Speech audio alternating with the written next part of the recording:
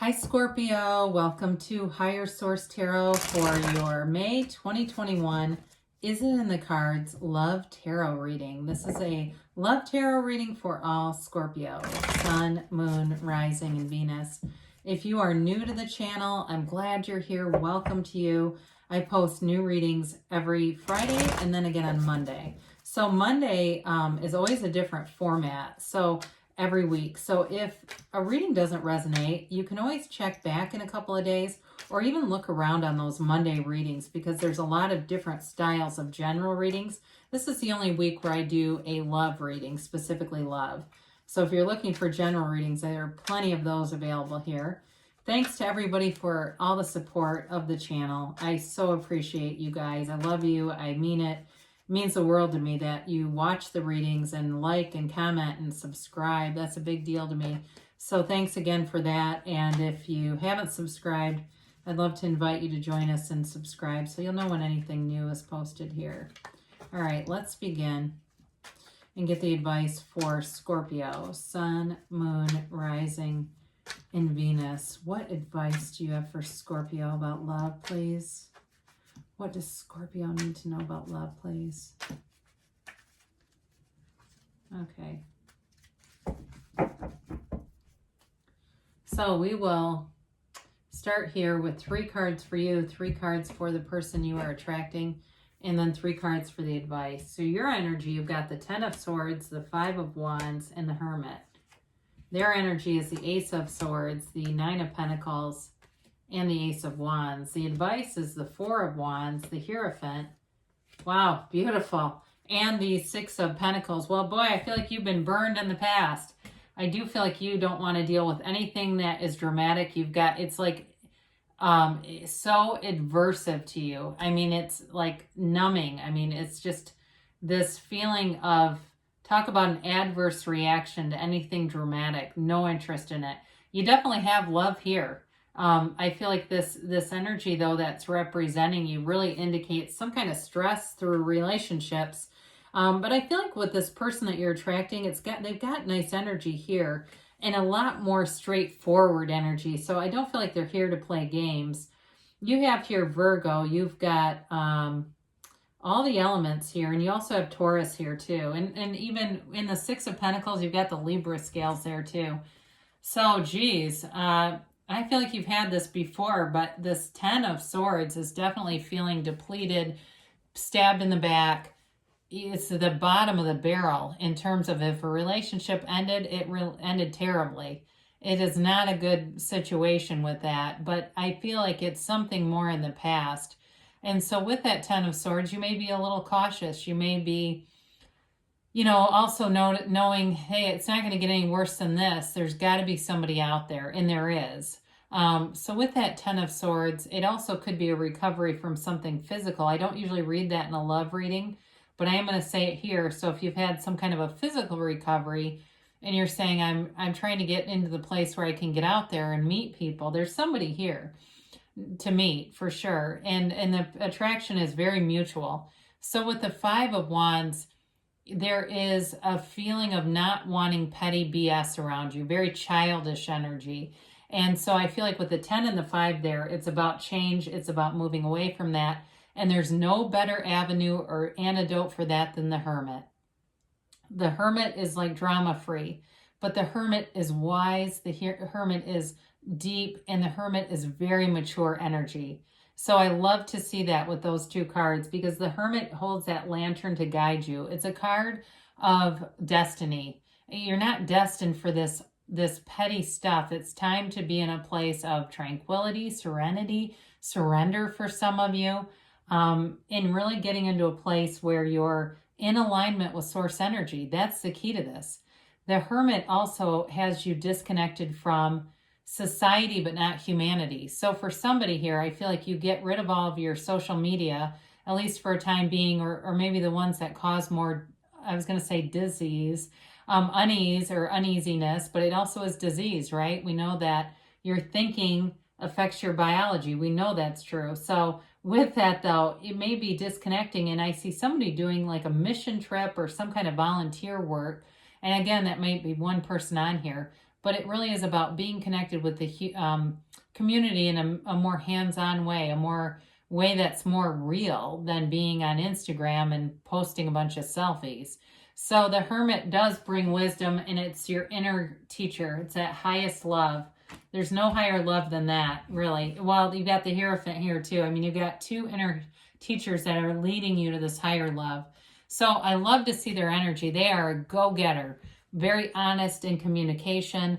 They know what they want. They have goals in mind, and they will follow through. This is somebody who doesn't just talk a big game. They follow through, and they're very integrous. I do like to see the two wands or two aces here because those are new beginnings. And you'll see those little yads, the things falling off of the wands and off of the sword. It indicate gifts from the universe, gifts from the heavens. So whoever this is that's coming towards you, they're just what the doctor ordered. I know that sounds corny, but it's like this is the antidote also. It's also a match.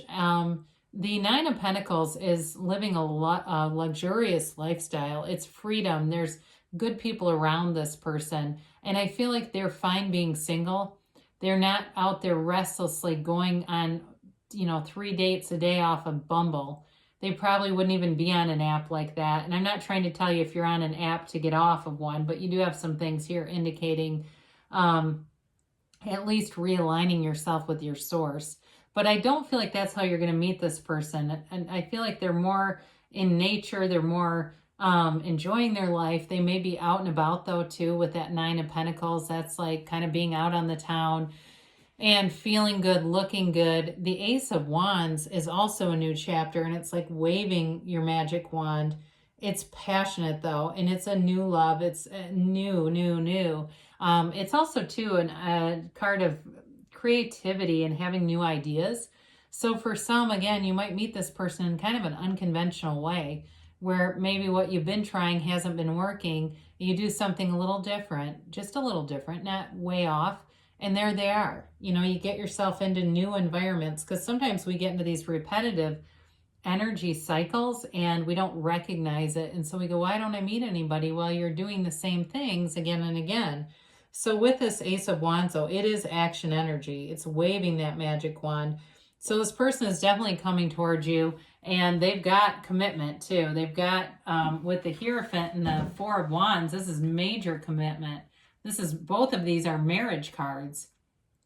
Now, in terms of a relationship, there's balance, there's stability, there's love. The Hierophant also runs deep. I mean, it's a priest, for God's sake, right? He holds up his hand and says, be still and know. And so it's like, that you're a match. That this is a union that's supposed to be. That you've manifested this. There's no second guessing it. The Four of Wands has been showing up a lot, I feel like, lately in readings, but not with these other cards. It's just keeps showing up. So is there love here? Is it in the cards? Yes. There's a deep connection here. This is a foundation. It's a marriage or a relationship that runs the distance. And it's spiritually connected. It's connected in a lot of different areas. I do feel like you've got very complementary energies to one another. There's maturity here, and there's definitely a commitment. So the Four of Wands is manifesting in the 3D reality. It's the 1111 card, so you may see synchronicities around you. What seem like coincidence are really bridges of incidents putting themselves together to bring you to your manifestation. You're expanding here. The Four of Wands is freedom from a closed-off situation or energy into open energy. And then the Hierophant, like I said, is a marriage card, but it's a card of also those great spiritual, serendipity or synchronicities. And it's solid. In terms of the Six of Pentacles, that brings in reciprocity. There's give and take in this relationship. There's balance in the relationship. And again, I do feel like you're more like-minded, but not in a way that causes negativity. It's not an imbalance, it's a balance. So those things that are similar about you complement one another. And so they help to diffuse conflict more than anything else, because you don't have any conflict in this. It is all about, you want the same things. You want love, you want a relationship, and it's here. And so long-term stability is yours for the taking, Scorpio. So let's see what the angels have to say here. I do like too in the advice, there's this feeling of respect, so you may respect one another too in terms of your careers and things that you're doing with work, or even with the Hierophant is also education. So there's something about that where you have a lot of respect for one another's efforts and the lives that you've built.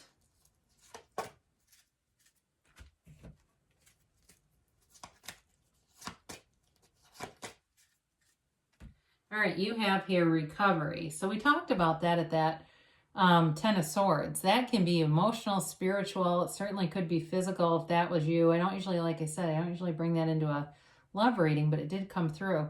But a lot of times when we think we're having a psychological breakdown, it's really a spiritual one. So it's connecting with source energy.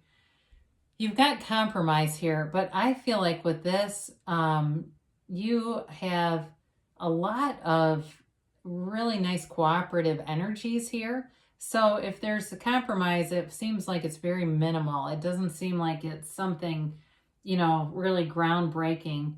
You've got if you believe. It is ask, believe, receive. You get what you believe every single time.